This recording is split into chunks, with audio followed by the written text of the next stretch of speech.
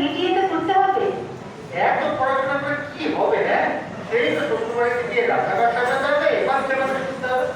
শোনো, বাবা বলে দিয়েছে এই রোজ রোজ অফিস থেকে এত রাত্রি করে বাড়িতে আসা এবার বন্ধ করতে হবে। শোনো, মেয়েরা যদি এত ছোট ছোট ড্রেস করে তাহলে ছেলেরা তো অল্প